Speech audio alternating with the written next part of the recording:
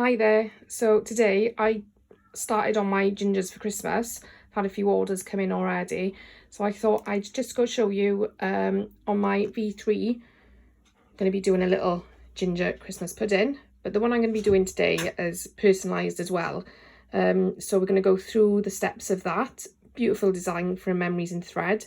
Highly recommend looking at their page and getting some of these gingers. There's so many to choose from. So this is one that I've been working on, and I've got a few more here. So we've got this little chap as well. Isn't he gorgeous? So we're going to do the pudding and we're going to personalise it. Okay, so I've got my 4x4 hoop with stabiliser and thread already, and I'm just going to choose my design.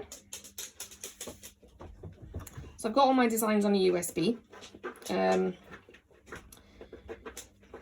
I did try to put them all into folders.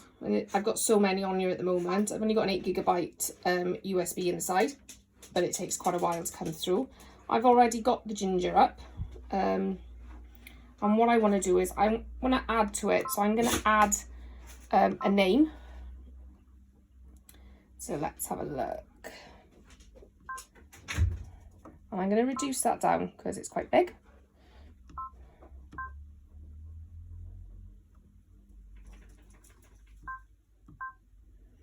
I'm just going to check the name to make sure I've got that right. I did have the name wrong, so I've just gone back to change it. So I'm going to set that, and then I'm going to move it. So I'm going to rotate it a little bit, just a little bit, and then move it down a little. Did a few of these last year, so I've got a rough idea of where I want it to be, and that should be perfect. So we're going to close that. I'm going to get ready to embroider. So for this, personalising the name comes last. So we're going to have to skip a couple of steps and then go back again, which is what I got a bit confused with when I first had the V3. I've had this a year now, this week, which is amazing. And I just love making these gingers. I've done so many of them. So I love this little pudding. So we'll go through each stage. I won't do it all step by step. I will put the video on time lapse so it goes a bit quicker, and then we'll see where we go. But what we're going to do first is we're going to stitch the outline. It says to use a different colour thread, but I'm going to use the ginger thread because I'm just going to be putting my ginger on top of it. So I'm going to put the foot down and I'm ready to go.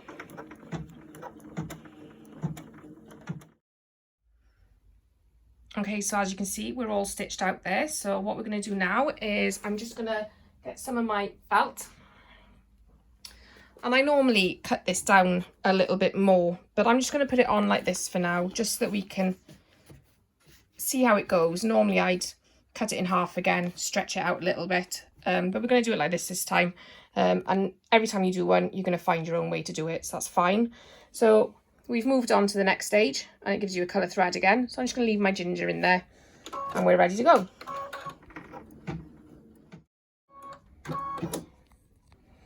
Okay, we're ready for the next stage again. So this is doing the little blanket stitches on the side, and it tells you to change the colour, but I like it the same, so I'm going to keep it the same, and then you'll see how it comes out anyway. So we're just going to ready to go again. It's a lot of work with just pressing buttons here, but it's worth it. Okay, so the next stage now is we're going to do those little rosy cheeks. Okay, so I've done my colour change already. I'm all threaded up ready. My machine needs a dust. So we'll do the next step.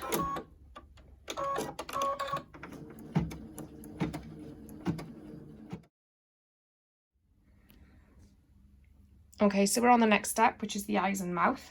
Okay, I'm using a larger spool here so it won't fit on my machine. So it just attaches on the side here with this little gizmo, and then goes all the way through. And then we're ready to do the next step. Some of these gingers can be quite fiddly, a lot of colour changes and cutting. There's not much on this one, which is quite nice, but quite a few of them can be time consuming, but they are so worth it in the end. The outcome is really great. So many comments on them last year.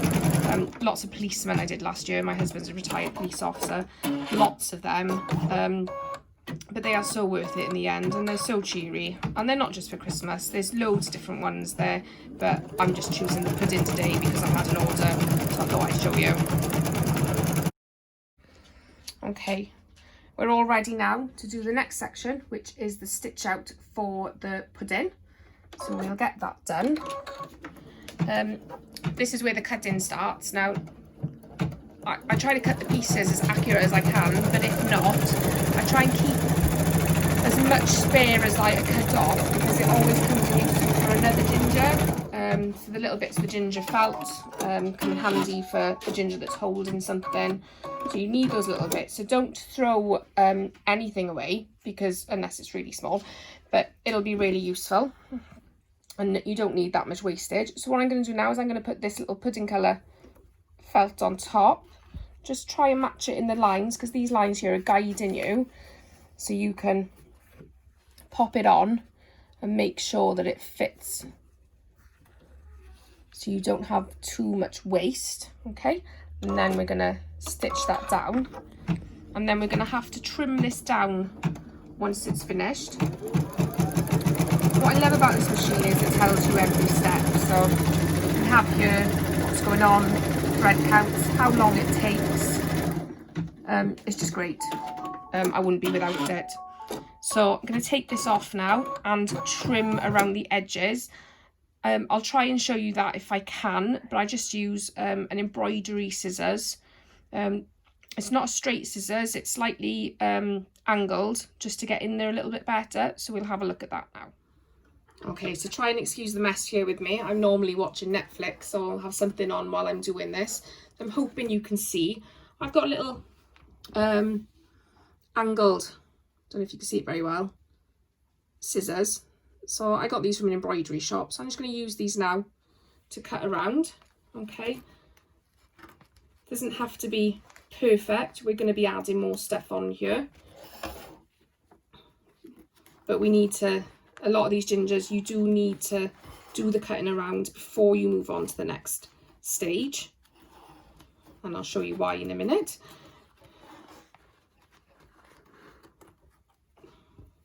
There's not much waste with this one, which is really good. I try not to make my videos too long for you, but we'll see how far we go with this one now. Okay, so I'm going to pop him back onto the machine, and then we'll go on to the next step. Okay, so the next stage for this now is we're going to do the outline for the little white sauce of the pudding. I just need to thread my needle, and I've got my white in ready, so we're ready to go. Okay, so what I'm going to do now is I'm going to pop a little bit of white in the lines here, which is the great thing about these designs. It shows you exactly where you need to lay stuff down. So I'm going to lay that down, make sure that I get everything, and we're ready to go. This is why we needed to cut the pudding out before we got to this stage, because otherwise cutting around, it wouldn't have worked.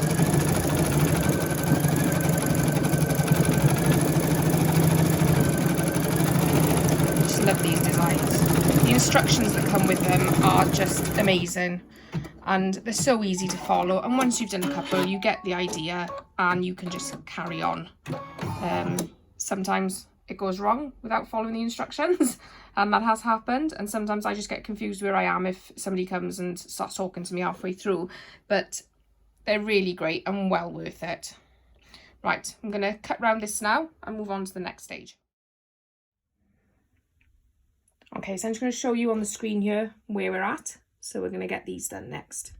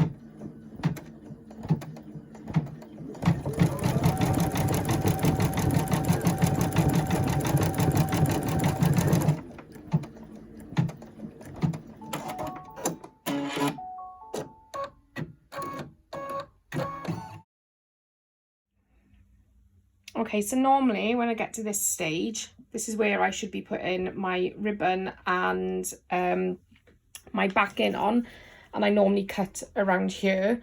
But what I'm going to do is I'm going to skip a couple of steps. I'm going to show you how to do that. So I've thread up ready to do the name. So we'll do that first. I'm going to show you now. What we're going to do is we're going to skip. So we get our counter up, and I normally skip by about 100 and see what happens.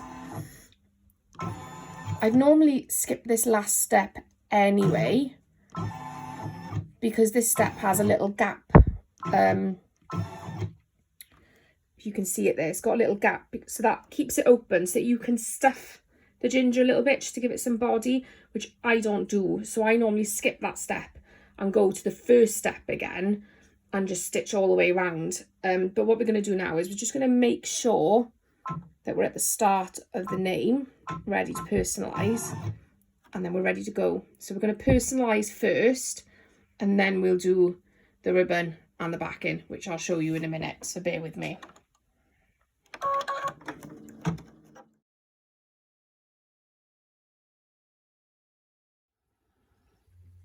Okay, so it's got a little bit low, but I'm happy with that. It's a short name, and most of it's in that white area. It's just a little bit lost in the pudding.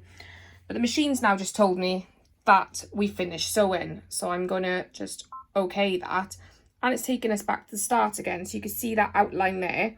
That's what I'm going to use now to stitch the backing on with my ribbon. So we'll just get rid of any excess threads that I've got on here, and I'm going to cut around the back here so that my ribbon can go there. And I won't have to cut around it when the ribbon's there, and then pop the backing on. So I'll do that, and then we're at the final stage.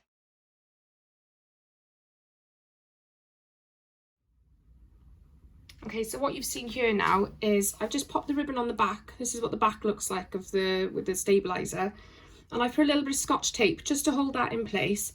And like I said, normally I try and match my fabric like this, but for today I'm just gonna pop it on top, and then we're going to put it back into the machine like this, and then we're at the final step. So we're back on the machine. I always just check it underneath, which I've already done. Make sure that the ribbon here is out of the way. I'm not going to catch anything or underneath. Sometimes I've forgotten to put the ribbon on completely. So what we're going to do now is I need to put the ginger thread back in again, and then it's going to be the final stitch out. Okay, so here we have it, all stitched and finished. So we're going to take it out with the hoop, and this is what we've got. Okay, so what I tend to do is trim up the back, rip away the stabilizer, which we'll do now. So it's a tear away stabilizer, so it's easy just to rip it off. You may have to cut a little bit when we cut round, but try and get as much off as you can.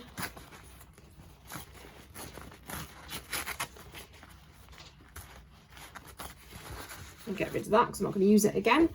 Okay, and then we just get a really sharp scissors and we start trimming around. And just be careful not to go through those outer stitches, because that's keeping everything in place. And like I said, I tend to keep the bulk of what I'm cutting off here, because it can be used on some of the other designs, just to do a little hand here and there, a little arm, just something. And